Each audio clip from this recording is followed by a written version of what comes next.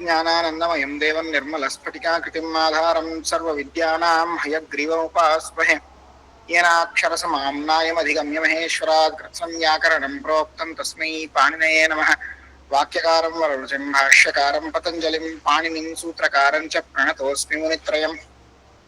नमो नमः पाणिनिकात्यायन पतञ्जलिभ्यः शब्दविद्या संप्रदाय प्रवर्तकेभ्यो महद्भ्यो गुरुभ्यः। बाहुपुरुषाकारं शङ्खचक्रगदाधरं सहस्रशिरसं श्वेतं पतञ्जलिमुपास्महे। नत्वा सरस्वतीं देवीं शुद्धां गुण्यां करोम्यहं पाणिनीयप्रवेशाय लघुसिद्धान्तकौमुदीम् इति मङ्गलश्लोकः। एकं निमेषम् अहं तत् शेर् करोमि।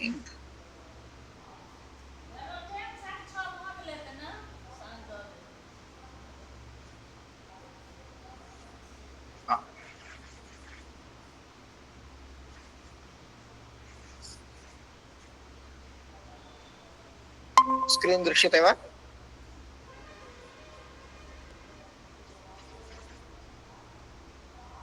Hello, I can hear. दृश्यते वा स्क्रीन्? जी। अद्य आरभ्य वयं विसर्गसन्धिं पठामः। नाम यदा विसर्गस्य येन केनापि वर्णेन सह यदि सम्पर्कः भवति चेत् तदानीं किं परिवर्तनं भवति इति अस्मिन् सन्धौ पश्यामः। तत्र आदौ विसर्जनीयस्य सः इति सूत्रम्।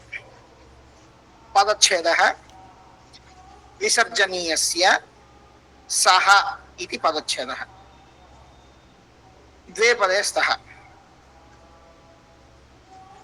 अनुवृत्तिः खरि इति पदम् अनुवर्तते। खरवसानयोर्विसर्जनीयः इत्यस्मात् सूत्रात् खरि इति पदम् अनुवर्तते। अधिकारः पदस्य। सम्पूर्णं सूत्रं किं भवति? पदस्य विसर्गस्य सः खरि इति।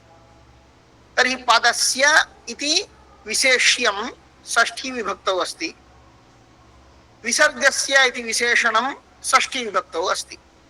विशेष्यं विशेषणम् उभयमपि षष्ठी विभक्तौ अस्ति इति कृत्वा अत्र तदन्तविधिः भवति। न पदान्तस्य विसर्गस्य इति अर्थः भवति। अतः पदान्तस्य विसर्गस्य षष्ठी अस्ति, अतः स्थाने पदान्तस्य विसर्गस्य स्थाने सः नाम सकारः आदेशत्वेन प्रवर्तते। कदा? परत्र यदि खर् प्रत्याहारवर्णः अस्ति चेत्, खरि इति सप्तमी विभक्तिः, खरि नाम खर् प्रत्याहारवर्णः परत्र अस्ति चेत् इति अर्थः। उदाहरणानि पश्यन्तु। हरिः, उदाहरणानि पश्यन्तु। हरिः त्राता इति अस्ति। हरिः इति पदं, पदस्य अन्ते विसर्गः अस्ति। एवं विसर्गात् परत्र तकारः अस्ति, सः खर् प्रत्याहारवर्णः। खर् इत्युक्ते ख फ छ ठ थ च ट तौ कपै सश सर्। अतः खर् प्रत्याहारवर्णः अस्ति इति कृत्वा विसर्गस्य स्थाने सकारः आदेशत्वेन प्रवर्तते। हरिस् त्राता, हरिस्त्राता, विष्णुः त्राता। अत्रापि तथैव विष्णुः इति पदं, पदान्ते विसर्गः अस्ति। विसर्गात् परत्र तकारः अस्ति, खर् प्रत्याहारवर्णः। अतः विष्णुस्त्राता इति एवं भवति।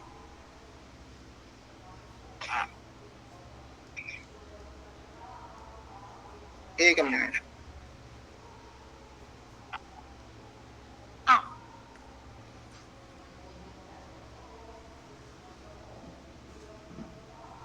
Here is, today we are learning Visarga Sandhi Prakaranam, which tells about the changes when a Visarga is followed by any letter. Then the changes, what are the changes will happen, that we can know by understanding this Visarga Sandhi Prakaranam. So the first sutram is विसर्जनीयस्य सः पदच्छेद विसर्जनीयस्य सः two words are there विसर्जनीयस्य and सः अनुवृत्तिः the word खरी comes from the sutram खरवसानयोर विसर्जनीयः विसर्जनीयस्य is in षष्ठी विभक्ति घर के बने हुए सः is in प्रथमा विभक्ति and खरी is in सप्तमी विभक्ति and अधिकारः is पदस्य that is in षष्ठी विभक्ति and the संपूर्णं सूत्रम is पदस्य विसर्गस्य सः खरी. Here the सूत्रार्थः पदस्य is विशेष्यम and विसर्गस्य is विशेषणम both are in षष्ठी विभक्ति hence we should do tadanta vidhi means the visarga visheshanam will become the last part of the visheshyam so padantasya visargasya hence this is in षष्ठी vibhakti it tells about the replacement tells about the replaceable letter so padantasya visargasya means the padanta visarga will be replaced whenever it is followed by a khar pratyahara letter khari a khar pratyahara letter then the padanta visarga is replaced by sakaraha. Here are the examples. Harihi trata. Harihi is a padam and it's ending with a visarga. That visarga is followed by takaraha which is a khar pratyahara letter. Hence the visarga will be replaced by sakaraha.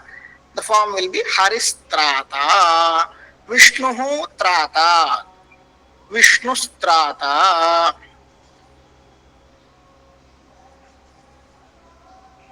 Next sutram, Vashari. Padachhedah, Vashari iti dve pade stah.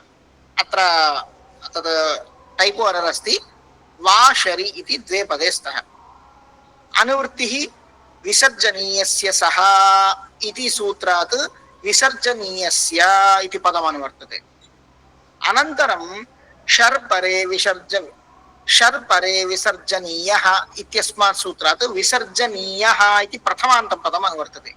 एकं पदं तावत् विसर्जनीयस्य इति षष्ठ्यन्तं पदं. द्वितीयं पदं तावत् विसर्जनीयः इति प्रथमान्तं पदम्. अधिकारः पदस्य संपूर्णं सूत्रं पदस्य विसर्गस्य अत्र एतद् अपडेट न जातं पदस्य विसर्गस्य नाम विसर्जनीयस्य विसर्जनीयः पदस्य विसर्जनीयस्य विसर्जनीयः वा शरि इति सूत्रस्य अर्थः. एकं निमेषम् अहं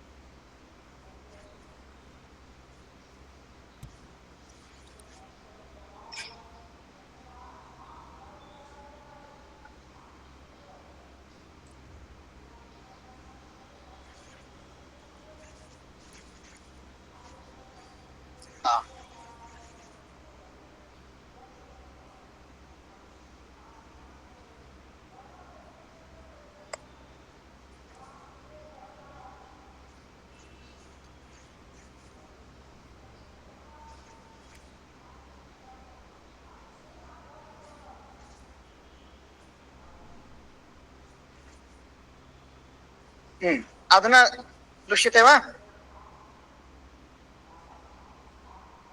अधुना सम्यक् अस्ति. वा शरि पदच्छेदः वा शरि इति द्वे पदे स्तः.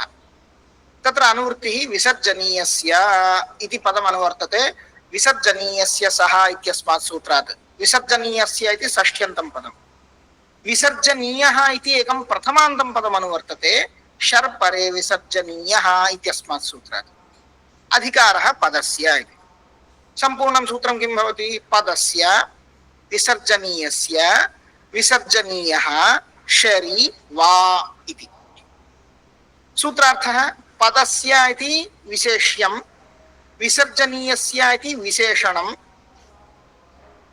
पदस एवं उभयोपि षष्ठी विभक्तौ अस्ति इति कृत्वा तदन्तविधिः भवति अतः पदान्तस्य विसर्गस्य षष्ठी विभक्ति अस्ति अतः स्थाने इति योजयन्तु पदान्तस्य विसर्गस्य स्थाने विकल्पेन विसर्गः भवति कदा शर् परत्र अस्ति चेत् तर्हि शर् इति कः पूर्वं किं दृष्टं विसर्गस्य सकारः भवति कदा खर् अस्ति चेत् खर् इति चेत् के वर्णाः ख फ छ ठ थ च ट त क प स ष स शर् इति चेत् केवलं स ष स नाम खर् प्रत्याहार मध्ये यदि शर् ये वर्णाः स ष स वर्णाः सन्ति ते यदि परत्र सन्ति चेत् तदानीं विसर्गस्य स्थाने विसर्ग एव भवति विकल्पेन यदि विसर्गः न भवति चेत्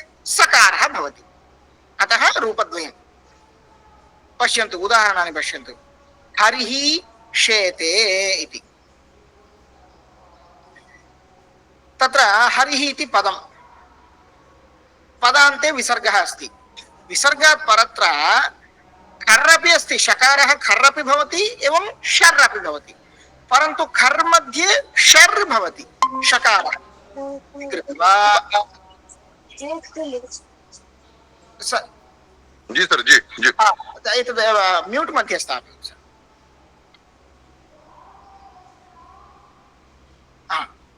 हरिः शेते हरिः इति पदं पदान्ते विसर्गः अस्ति विसर्गात् परत्र शर् शकारः अस्ति शकारः शर् प्रत्याहार वर्णः अस्ति इति कृत्वा विसर्गस्य स्थाने विसर्ग एव विकल्पेन भवति यदि विसर्ग एव भवति चेत् हरिः शेते इत्येव रूपं न विकल्प शकारः न भवति नाम विसर्गः न भवति चेत् पक्षे किं भवति परत्र खर् प्रत्याहार वर्णः शकारः शर् अपि भवति खर् अपि भवति अतः खर् प्रत्याहार वर्णः अस्ति इति कृत्वा विसर्गस्य स्थाने विसर्जनीयस्य सः इति पूर्वसूत्रम् अनुसृत्य सकारोऽपि भवति तर्हि सकारः भवति चेत् हरिस् शेते तदनन्तरं स्तोश्चुनाश्चुः इति सूत्रम् उपयुज्य सकारस्य स्थाने श्चुत्वं भवति शकारः भवति अतः हरिष्येते इति रूपम्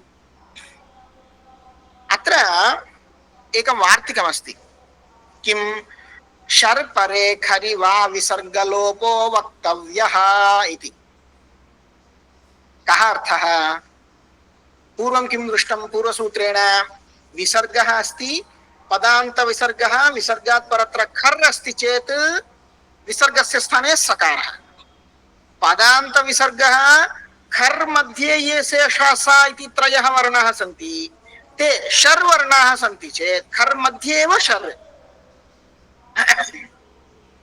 यथा 1 2 3 4 5 इति दश संख्याः सन्ति तत्र 7 8 9 अपि 1 to 10 मध्ये अन्तर्भवन्ति तद्वत् खर् मध्ये एव शर् अपि अन्तर्भवति यदि शर् अस्ति चेत् विसर्गस्य स्थाने पुनः विसर्ग एव भवति विकल्पेन अतः अत्र हरिः शेते इत्यत्र शर् अस्ति इति कृत्वा विसर्गस्य स्थाने विकल्पेन विसर्ग एव भवति अतः हरिः शेते इत्येव रूपम् यदि विसर्ग अभावपक्षे किं भवति इति चेत् शर् अपि खर् एव इति कृत्वा खर् प्रत्याहारः अस्ति इति कृत्वा विसर्गस्य स्थाने सकारः भवति तर्हि हरिष्येते इति द्वितीयं रूपम् अधुना वाक्यं किं वदति शर् परे खरि वा विसर्गलोपो वक्तव्यः शर् परः यदि विसर्ग पदान्त विसर्गात् परत्र शर् अस्ति पदान्त विसर्गात् परत्र खर् अस्ति खर् अनन्तरं शर् अस्ति चेत्, खर् अनन्तरं शर् अस्ति चेत्, नाम आदौ खर्, खर् प्रत्याहार परत्र, प्रत्याहारात् परत्र शर्, तथा नास्ति वा? शर् परे खरि,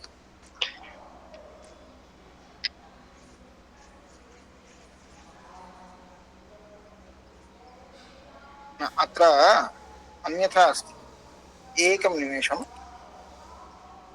कथं कुर्वन्ति?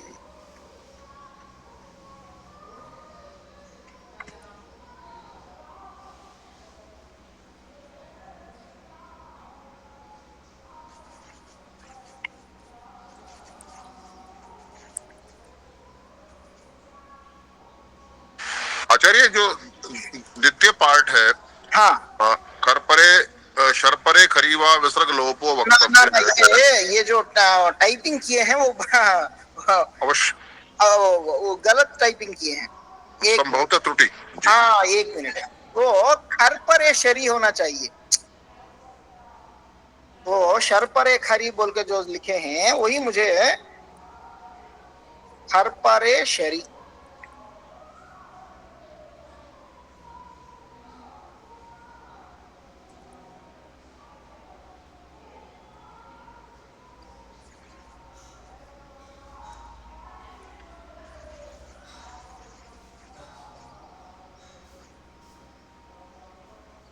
एक मिनट, मैं ये चेंज करता हूँ।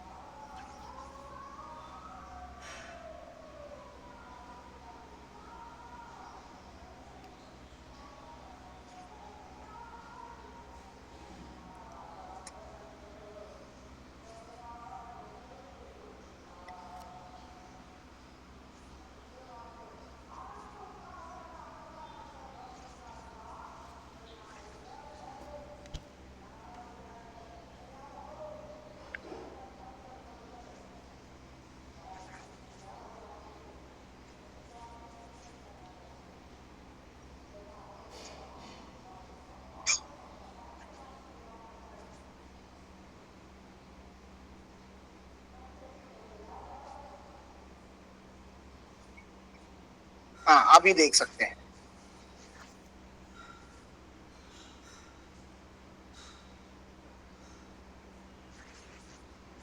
तो ज्यादातर क्या करते हैं, कॉपी पेस्ट ऐसे कुछ करते होंगे। जी जी जी। तर्हि अत्र एकं वार्तिकं भवति, किं? खर् परेशरी वा विसर्गलोपो वक्तव्यः इति। पदान्त विसर्गात् परत्र शर् अस्ति चेत् विकल्पेन विसर्गः भवति, खर् अस्ति चेत् विसर्गस्य स्थाने सकारः भवति। एतत्तु ज्ञातं, परन्तु किं पदान्त विसर्गात् परत्र शर् अस्ति, शर् अनन्तरं खर् अस्ति, तथा चेत् किं भवति इति प्रश्नः।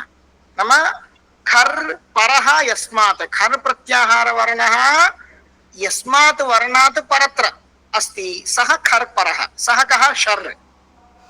नाम विसर्ग, पदान्त विसर्गः शर् अनन्तरं खर् इति चेत् किं भवति? विकल्पेन विसर्गलोपः भवति। पश्यन्तु, कः स्थास्यति इति रूपमस्ति। कः इति पदान्ते विसर्गः अस्ति, अनन्तरं स्थास्यति इत्यत्र सकारः शर्, सकारात् परत्र यः थकारः अस्ति सः खर्। अतः अयं शर् कीदृशः शर्? खर् पर शर्, खर् परत्र शर्, खर् परक शर् अस्ति इति कृत्वा अत्र विकल्पेन विसर्गलोपः भवति। तर्हि कस्थास्यति इति एकं रूपं। विसर्गलोपः वैकल्पिकः, अतः विसर्गलोपः नास्ति चेत् किं भवति? पूर्वसूत्रं वा शरि, शर् परत्र अस्ति इति कृत्वा विसर्गस्य विसर्ग एव भवति विकल्पेन, अतः कः स्थास्यति इति एकं रूपं। तदपि वैकल्पिकं। तदभावपक्षे पदान्त विसर्गात् परत्र खर्, सकारोऽपि खर् एव, अतः सकारः परत्र अस्ति इति कृत्वा विसर्जनीयस्य सः इति सूत्रेण सकारः भवति, अतः कस्थास्यति इति रूपत्रयं भवति। अवगतं वा? पुनः एकवारं वदामि। वा शरि पदच्छेदः द्वे पदे स्तः, वा शरि इति द्वे पदे स्तः। अनुवृत्तिः विसर्जनीयस्य सः इत्यस्मात् सूत्रात् विसर्जनीयस्य इति षष्ठ्यन्तं पदम् अनुवर्तते। अनन्तरं विसर्जनीयः इति प्रथमान्तं तावत् शर्परे विसर्जनीयः इति सूत्रात् विसर्जनीयः इति पदम् अनुवर्तते। अधिकारः पदस्य इति, पदस्य इति विशेष्यं षष्ठी विभक्तौ अस्ति, विसर्जनीयस्य इति विशेषणं अपि षष्ठी विभक्तौ अस्ति। अतः तदन्तविधिः। सूत्र संपूर्णं सूत्रं किं? पदस्य विसर्जनीयस्य विसर्जनीयः शरि वा वा इति अस्ति इति कृत्वा विकल्पेन भवति। सूत्रार्थः पदस्य इति षष्ठी विभक्तिः, विसर्जनीयस्य इति षष्ठी विभक्तिः, विशेष्यं विशेषणम् उभयमपि षष्ठ्यां विभक्तौ अस्ति इति कृत्वा तदन्तविधिः भवति। अतः पदान्तस्य विसर्गस्य स्थाने, षष्ठी विभक्तिः अस्ति इति कृत्वा स्थाने, पदान्तस्य विसर्गस्य स्थाने विकल्पेन विसर्ग एव भवति। विसर्गस्य स्थाने पुनः विसर्ग एव भवति, नाम अन्यत् किमपि न भवति इत्यर्थः। कदा? शरि परे, परत्र शर् प्रत्याहारवर्णः अस्ति चेत्। तर्हि पूर्वसूत्रे किं दृष्टं? विसर्जनीयस्य सः कदा? खरि। खर् इत्युक्ते ख फ छ ठ थ च ट त क प स ष स इति एते वर्णाः। शर् इत्युक्ते स ष स। तर्हि स ष स एते वर्णाः खर् वर्णाः अपि भवन्ति, शर् वर्णाः अपि भवन्ति। खर् अस्ति चेत् विसर्गस्य स्थाने सकारः।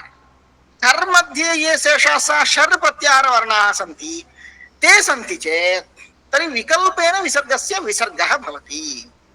उदाहरणं पश्यन्तु। हरिः शेते, हरिः इति पदं, पदान्ते विसर्गः अस्ति, विसर्गात् परत्र शर् प्रत्याहार वर्णः शकारः अस्ति इति कृत्वा विसर्गस्य स्थाने विसर्ग एव भवति। तर्हि हरिः शेते इत्येव रूपं भवति। यदि अयं विकल्पविधिः, तर्हि विसर्ग अभावपक्षे किं भवति चेत् शकारः यथा शर् भवति तथा खर् अपि भवति इति कृत्वा परत्र खर् प्रत्याहारः अस्ति इति कृत्वा विसर्गस्य स्थाने सकारः भवति विसर्जनीयस्य सः इति पूर्वसूत्रम् अनुसृत्य। तर्हि सकारं योजयामश्चेत् सकारस्य पुनः स्तोश्चुनाश्चुः इति अग्रे श्चुत्वं भवति। तर्हि हरिष्येते इति रूपं भवति इति सूत्रस्य उदाहरणं। तदनन्तरम् एकं वार्तिकम् अत्र आयाति। खर् परे शरि वा विसर्गलोपो वक्तव्यः इति। कः अर्थः? खर् परः, खर् परः यस्मात् सः खर् परः, नाम यस्मात् वर्णात् परत्र खर् प्रत्याहार वर्णः अस्ति सः वर्णः खर् परः इति उच्यते।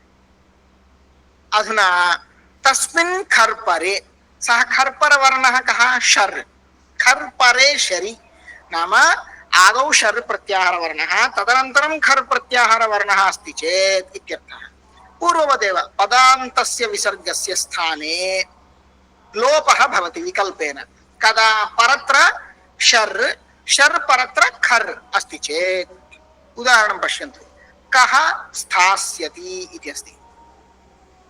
अत्र कः इति पदं, तत्र अन्ते विसर्गः अस्ति, अतः अयं विसर्गः पदान्त विसर्गः। तस्मात् परत्र स्थास्यति इति आदौ सकारः शर्, तस्मात् परत्र खर् अस्ति, अतः अत्र शर् खर् परकः शर् अस्ति इति कृत्वा विसर्गस्य स्थाने विकल्पेन लोपः भवति। तर्हि क स्थास्यति इति एकं रूपं। विकल्पेन लोपः भवति, तर्हि लोपः भावपक्षे कः स्थास्यति इति अस्ति। तदनन्तरं वा शरि इति सूत्रम् उपयुज्य विसर्गस्य स्थाने विसर्ग एव भवति विकल्पेन। कः स्थास्यति इति एकं रूपम्। अयमपि विधि विकल्पविधि इति कृत्वा विसर्गात् परत्र खर् प्रत्याहार, सकारोपि खर् प्रत्याहारः भवति इति कृत्वा खर् वर्णः अस्ति इति कृत्वा विसर्जनीयस्य सः इति सूत्रेण विसर्गस्य स्थाने सकारः आदेशत्वेन प्रवर्तते। तर्हि कस्थास्यति इति त्रीणि रूपाणि भवन्ति। अनदर सूत्रं वा शरि, two words are there, va and shari. Anuvrittihi, the word visarjaniyasya comes from the earlier sutram visarjaniyasya saha, and another word visarjaniyaha, prathamantam word, comes from the sutram shar pare visarjaniyah, and adhikara is padasya. Hence the sampurnam sutram is padasya visarjaniyasya visarjaniyah shari va. Here Visheshyam is padasya and Visheshanam is visarjanasya, visarjaniyasya. Hence we should do tadanta vidhi. Padantasya visarjaniyasya or padantasya visargasya. This is in Saptami, this is in Sashti Vibhakti. That's why sthane. Padantasya visargasya sthane. Means the replaceable letter is or replaceable thing is visargaha, which is at the end of a padam. The padantasya visargasya sthane visargaha vikalpena bhavati. Visarga will replace the padanta visarga whenever the padanta visarga is followed by shar pratyahara. Let's see the examples. Harihi shete. Here harihi is the padam and at the end of the padam visarga is there. That visarga is followed by shar pratyahara varnaha, which is shakaraha. Hence the visarga will be replaced by visarga only. It means visarga won't be replaced by any other thing and it's optional. So harihi shete. Hence it is optional. Whenever this won't come, then using the earlier sutram va shari, using the earlier sutram, visarjaniyasya saha, because here even though the shakara is shakara belongs to shar pratyahara varna, the same way shakara belongs to khar pratyahara varna also, khar pratyahara also. So here, considering the shakara as khar pratyahara letter, the khar pratyahara letter is following the padanta visarga. The visarga will be replaced by sakaraha. So haris shete. After that, the sakara is connected with shakaraha. Hence, using stoshunaschuhu, the shutva sandhi will happen. Shakara will replace sakaraha. Harishyete. The final form is harishyete. Here another vartikam comes. Khar pare shari va visargalopo vaktavyaha. Khar pare shari. What is khar pare? Khar paraha yasmat saha khar paraha. Tasmin khar pare. The letter which is followed by a khar, that is called khar paraha. And it is in Saptami Vibhakti. So khar pare means that kind of letter whenever follows the padanta visarga. And here, what is the khar para letter? The khar para letter is shar. It means the shar which is followed by a khar. And if that kind of shar follows a padanta visarga, then the visarga will be omitted optionally. That's what this vartikam says.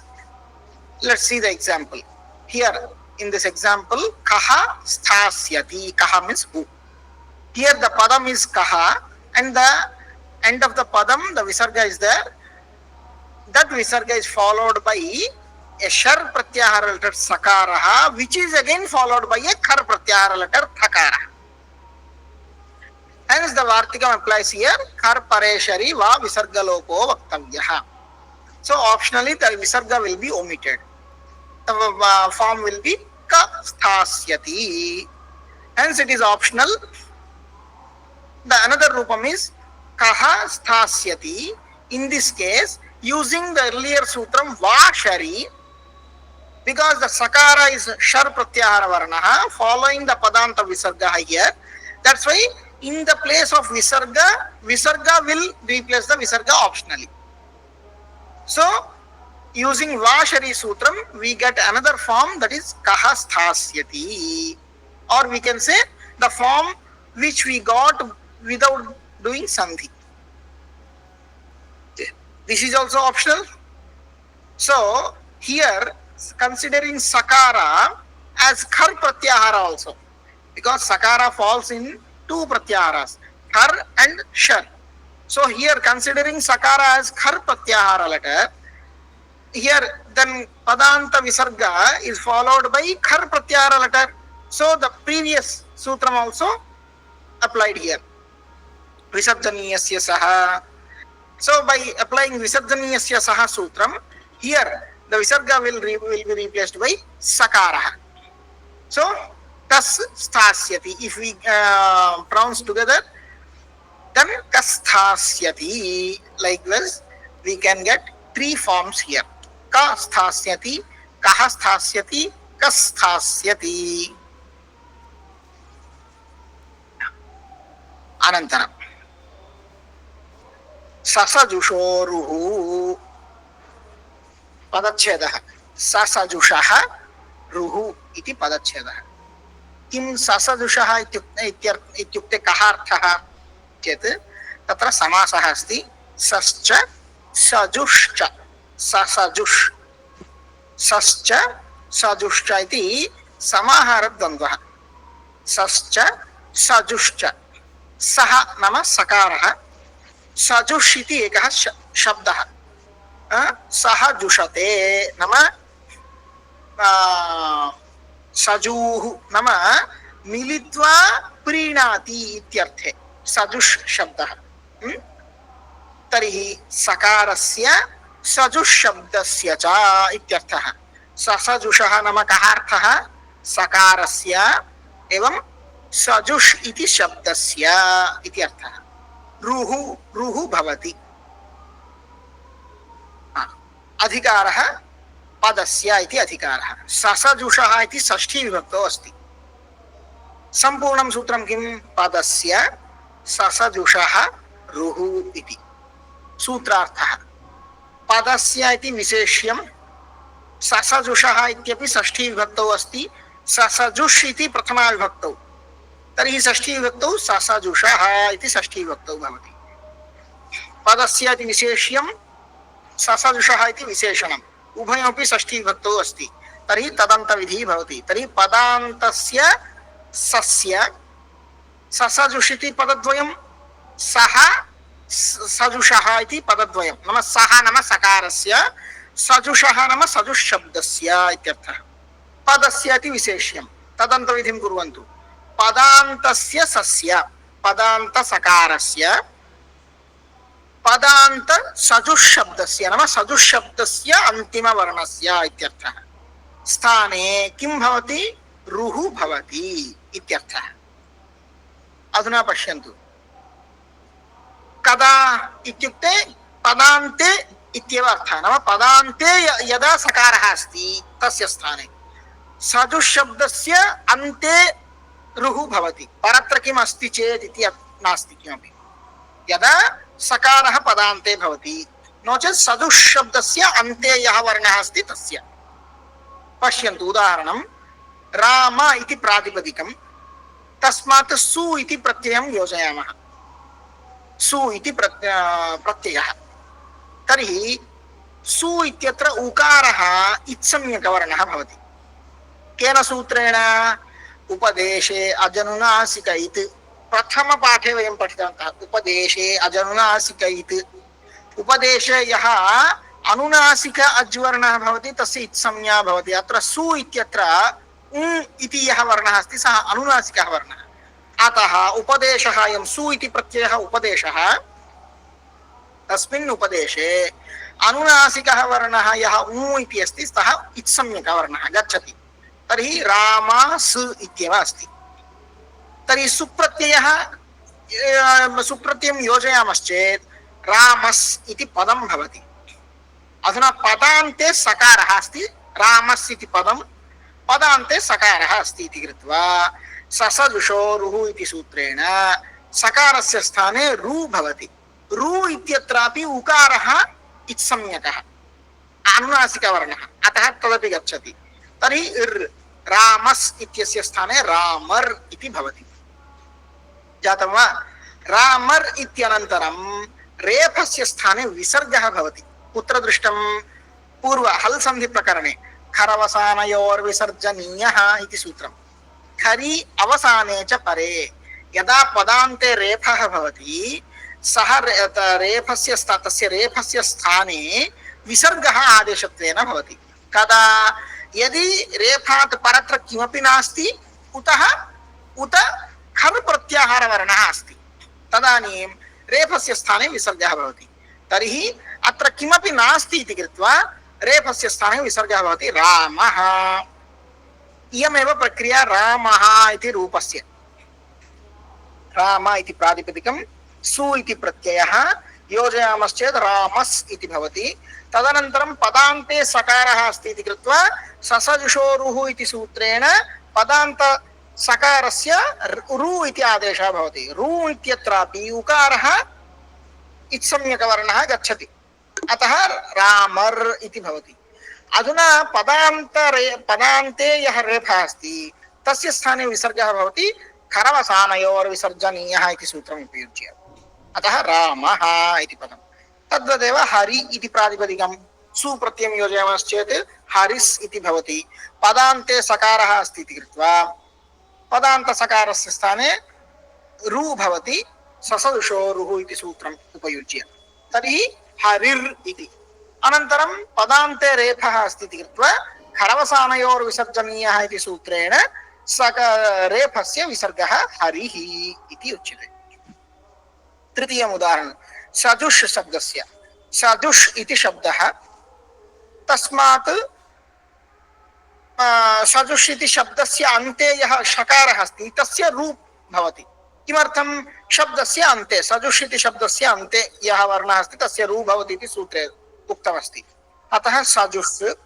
तत्र अन्यदेकं सूत्रं भवति, तेन उकारस्य स्थाने ऊकारः भवति, सजूषु इति भवति। सजुष् इति आदौ सजुष् इति रूपम्, अनन्तरं ससजुषोरुः इति सूत्रेण रु भवति, तर्हि षकारस्य स्थाने ऋ आगच्छति, सजुर् इति भवति।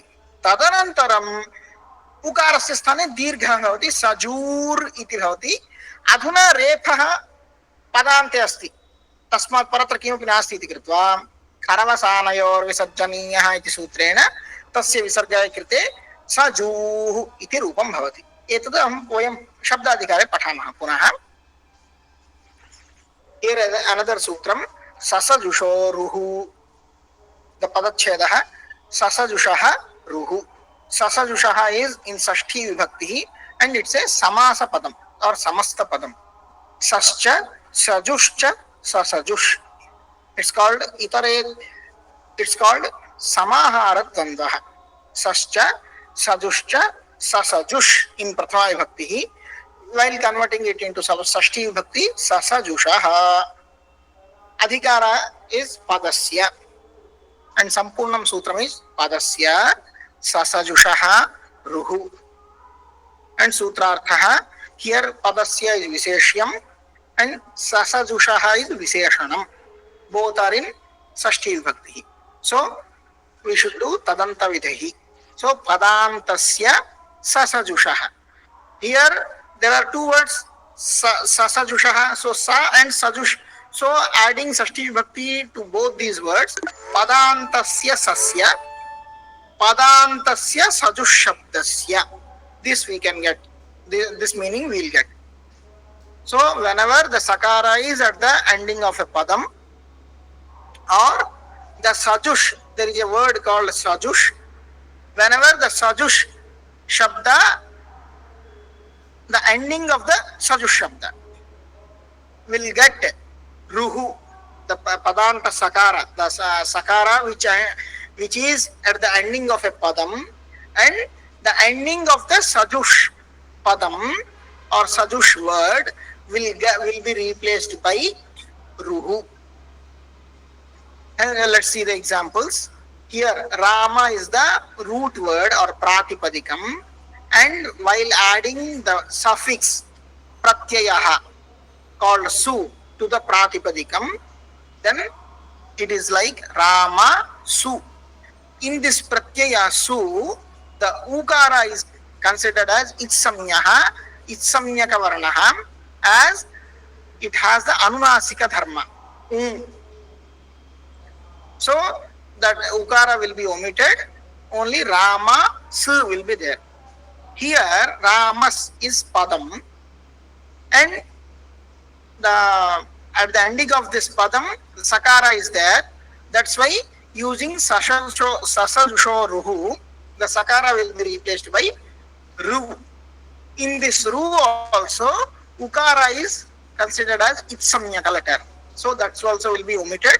Only ir will be replaced the sakara. So ramas will become ramar.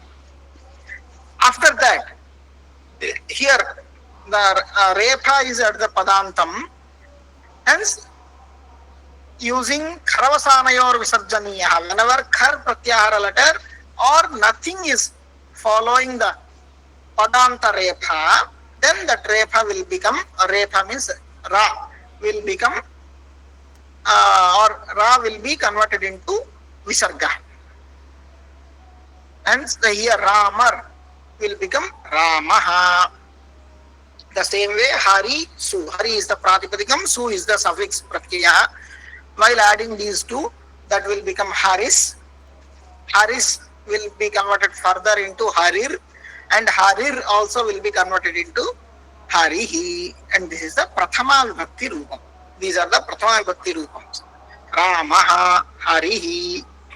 Wherever we see these prathama vibhakti rupams, all rupams mostly will be derived like this only. Now, the example of sajush shabda. Sajush is a shabdam or is a word where the shakara will be replaced by ru. So, the sajush will become sajur.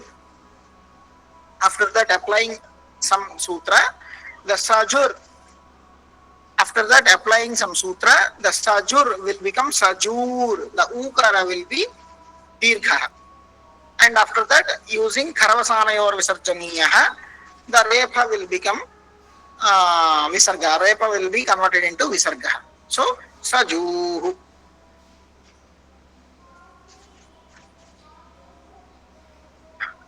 Anantaram sutra. Atororapplutadaplute ataha roho aplutat aplute iti चत्वारि पदानि सन्ति. अनुवृत्तिः अति इति पदम् अनुवर्तते एङ्गः पदान्तादति इत्यस्मात् सूत्रात्. एवम् उत् इति पदम् अनुवर्तते ऋत उत् इत्यस्मात् सूत्रात् उत् इति पदम् अनुवर्तते.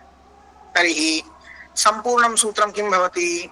अतः रोः अप्लुतात् अप्लुते अति उत् इति सम्पूर्णं सूत्रम्. सूत्रस्य अर्थः आदौ अतः इति अत् इति शब्दः. अत् नाम अपरकरणं ह्रस्व अकारः. अत् इति शब्दः. तस्मात् पंचमी विभक्तिः अतः इति. अतः इति पंचमी विभक्तिः, अप्लुतात् इत्यपि पंचमी विभक्तिः. अतः अप्लुतात् अकारात् परत्र इत्यर्थः भवति. पंचमी विभक्ति अस्ति अतः परत्र. अप्लुतात् अतः परत्र.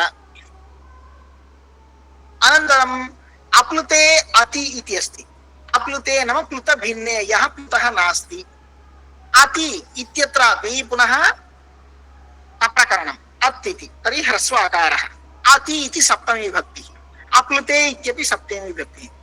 अप्लुते अति प्लुत भिन्नः यः ह्रस्व आकारः अस्ति, तादृशः ह्रस्व आकारः परत्र अस्ति चेत्, नाम पूर्वत्र ह्रस्व आकारः परत्र ह्रस्व आकारः एवम् अस्ति चेत्, मध्ये यः रेफः अस्ति, नाम रु इति आगतः यः रेफः, ससल्टो रुः इति सूत्रेण यः रुः आगतः, तस्य यः रेफः अस्ति, तस्य रेफस्य स्थाने उ नाम उकारः आदेशत्वेन प्रवर्तते. ह्रस्व उकारः आदेशत्वेन प्रवर्तते. उदाहरणं पश्यन्तु. पूर्वं रामस् इति दृष्टं खलु. राम इति प्रातिपदिकं, स इति प्रत्ययः, रामस्. अनन्तरं ससर्षोरुः इति सूत्रेण रामर् इति जातं. तदनन्तरम् एकं पदं योजयामः. अर्च्यः नाम अर्चयितुं योग्यः, जो अर्चन करने के लिए जो योग्य है. अर्च्यः रामः अर्च्यः, तर्हि रामर् इति अस्ति. अनन्तरम् अर्च्यः इति योजयामः. अधुना पश्यन्तु, अयं रामर् इति यः रु अस्ति, रु नाम रेफः, तस्मात् पूर्वत्र कः वर्णः अस्ति? ह्रस्व अकारः अस्ति, राम इति ह्रस्व अकारः।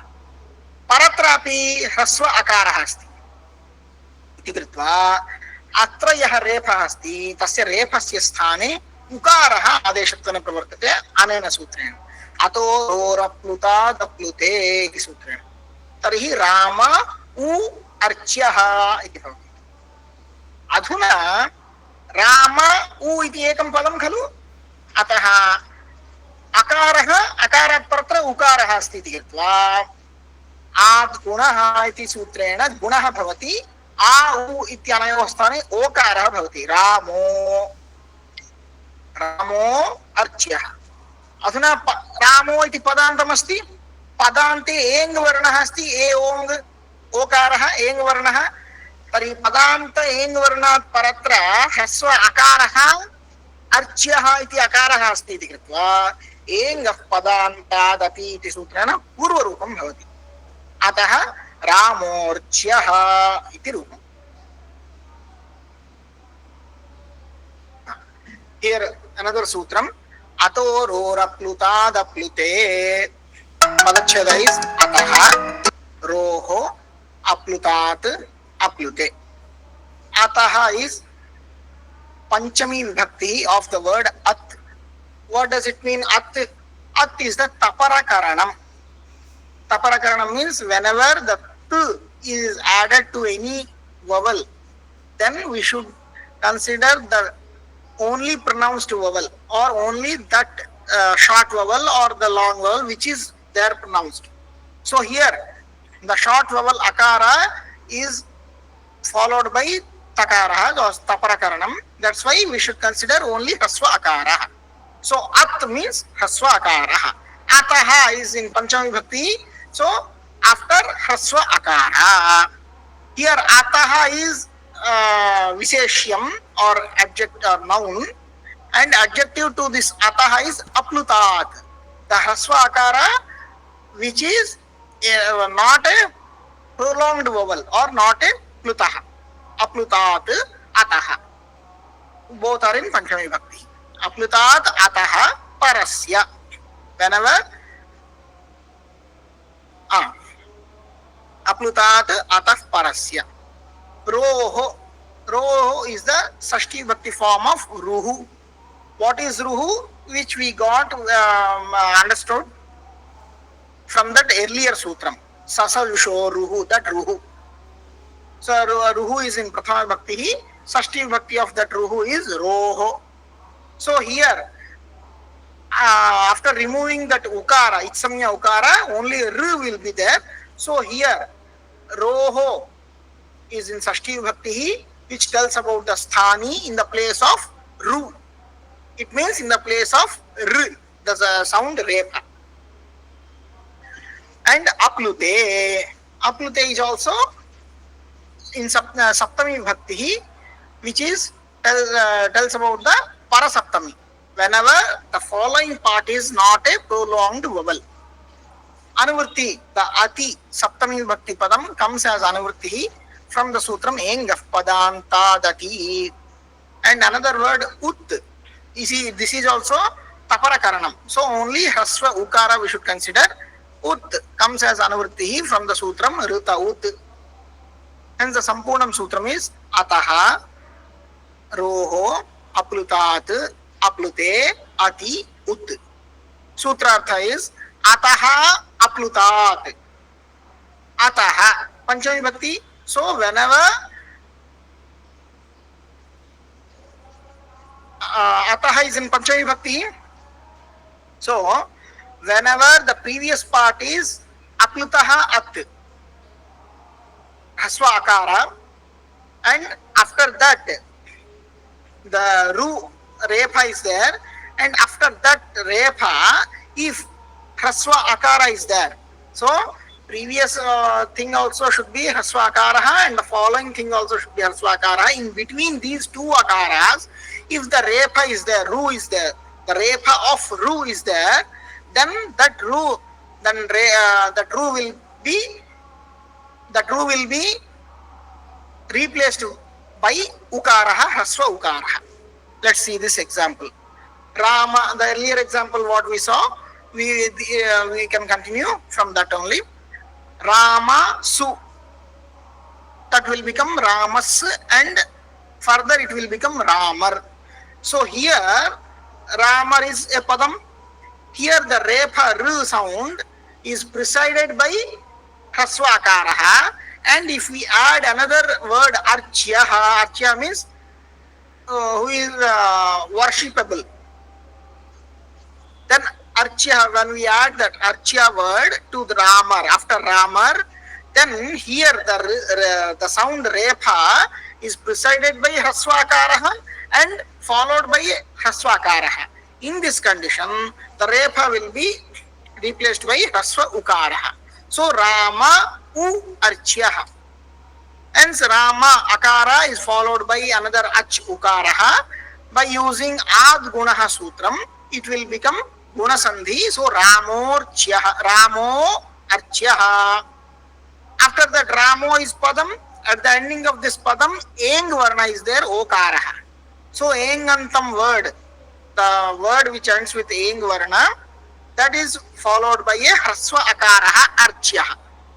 Hence, here the Pura Rupa Sandhi will come using Engaf Padanta Dati. That's why the final form will be Ramorchyaha.